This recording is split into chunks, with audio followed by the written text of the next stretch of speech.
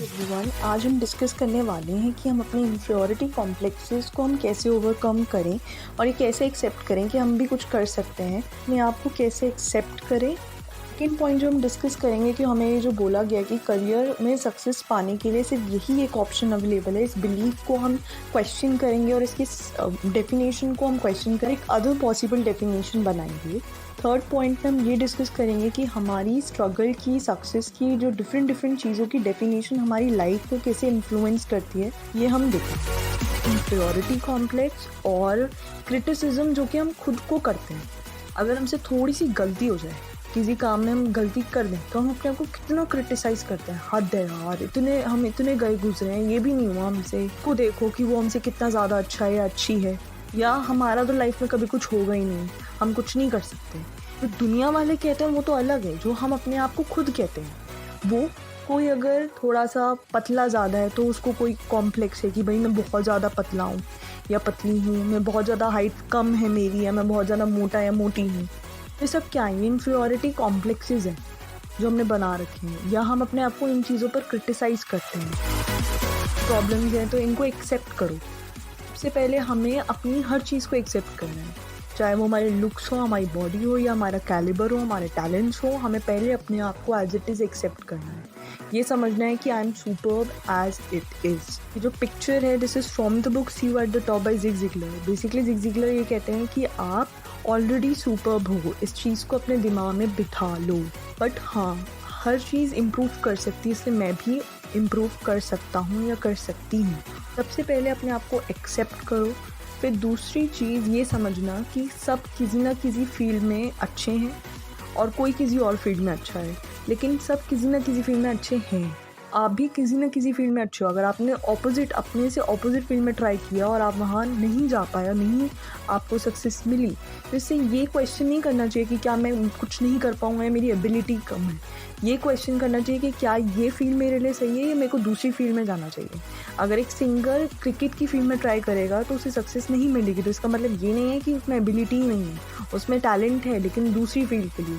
तो जब वो अपनी फील्ड में ट्राई करेगा तो इट विल गेट सक्सेस। काफ़ी लोग ये कहते हैं कि हमारे अंदर कोई टैलेंट और कोई स्किल नहीं है, तो बिल्ड अप द वन। अपने आप को बिल्ड करो। कोई टैलेंट और स्किल जो अच्छी लगे उसको पकड़ो, उस पर मेहनत करो, खुद बनाओ। लेकिन ये तो तब होगा ना जब तुम अपने आप को एक्सेप्ट करोगे एज इट इज़। क्रिटिसिज्म में, अपनी ही क्रिटिसिज्म में पड़े रहोगे तो कहीं नहीं जाओगे। तो पहले तो अपने आप को एक्सेप्ट करना और अपने आप को क्रिटिसाइज़ नहीं करना कि हाँ ये मुझसे गलती हो गई। तो गलती हो गई तो कौन सी बड़ी बात हो गई, हर कोई गलती कर देता है। लेकिन मैं इतना इंटेलिजेंट हूँ या इतनी इंटेलिजेंट हूँ कि मैं इस गलती से सीखी हूँ, and I am now more mature. अगर हम इस चीज़ को अपने दिमाग में बिठा लें तो हम सेल्फ क्रिटिसिज्म से बच सकते हैं, अपने आप को एक्सेप्ट कर सकते हैं, अपने आप को इम्प्रूव कर सकते हैं और एक नए पाथ पर लेके जा सकते हैं। कितने लोग तो बहरे हैं। अगर तुम उन्हें कॉमर्स बोलो तो उन्हें सीए सुनाई देगा। अगर तुम उन्हें बोलो कि मैंने नॉन मेडिकल ली है तो उन्हें आईआईटी सुनाई देगा। आर्ट्स बोलो तो यूपीएससी सुनाई देगा या ये सुनाई देगा कि तुम्हारा करियर ख़त्म हो गया। ये जो सोच है कि करियर ऑप्शन बहुत लिमिटेड हैं और 3-4 ही ऑप्शन हैं करियर में, तो ये भी गलत है कि this is the only way to succeed और this is the only option available in the world to for having a good career. तो ये सोच भी गलत है। इसकी वजह से भी काफ़ी बच्चे फंस जाते हैं। जैसे कि आईआईटी में कितने बच्चे हैं जो पढ़ते हैं और तैयारी करते हैं, लेकिन उन्हें यही ऑप्शन क्यों दिख रहा है साइंस में। और भी बहुत सारे ऑप्शन हैं साइंस में भी और बाकी फील्ड्स में भी। तो कॉमर्स वालों को सिर्फ सीए ही नज़र आती है। लाइफ में अगर हम देखें, अपने आसपास एक्सप्लोर करें, तो काफ़ी लोग ऐसे हैं जिन्होंने आईआईटी भी नहीं किया, सीए भी नहीं की, और वो काफ़ी पैसा कमा रहे हैं, काफ़ी सक्सेसफुल हैं अपनी लाइफ में। इसका मतलब ये था ना कि यही एक करियर ऑप्शन और यही एक वे नहीं है टू सक्सीड। काफ़ी वेज हैं, वो डिपेंड करता है कि आप क्या चूज़ करते हैं। सीए बनना और आईआईटी बनना गलत नहीं है, लेकिन तब सही है जो आपका उसमें पैशन है, आपका इंटरेस्ट है। लेकिन सिर्फ सक्सीड करने का, करियर बनाने का यही एक ऑप्शन नहीं है।